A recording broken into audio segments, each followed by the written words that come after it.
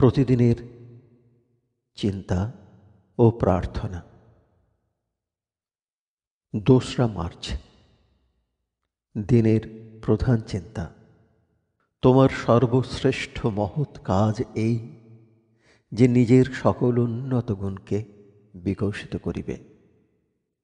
মুখস্থ করা যায়। ঝেড়ে ফেলো মন হতে নীচ ভাব যত, ঝাঁপ দাও, ঝাঁপ দাও প্রেমের সাগরে। করিও না ভয় তুমি ডুবিবে বলিয়া, অথবা মৃত্যুরে। প্রেম যে গো জীবন কেবল, ইহাই অক্ষয় আনন্দ অপার। উপদেশ। যাহাদের স্বভাবে সুকুমার ভাব নাই, তারা পবিত্রতা কি তাহাও জানে না। আমাদের ভিতরে যে মহাশক্তি বর্তমান, সে শক্তি আমাদের নিজস্ব নয়, যদিও আমরা তাহার আধার।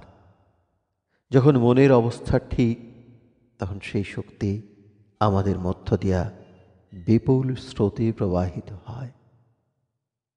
আমরাই পবিত্র ও স্বার্থ বিমুখ হইয়া সেই শক্তির প্রবাহে সহায়তা করি।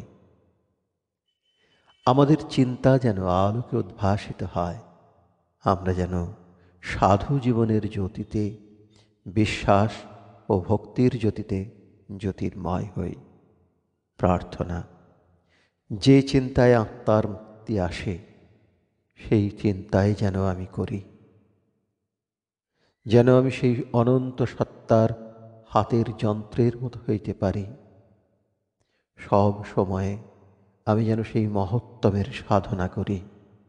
প্রভু, আমার সহায় হও। স্বার্থের আবর্জনা হইতে আমাকে তুলিয়া লও। সংসারের কলুষ হইতে মুক্ত হইতে দাও। আমাকে আমার হৃদয় মনকে পবিত্র করিয়া লও।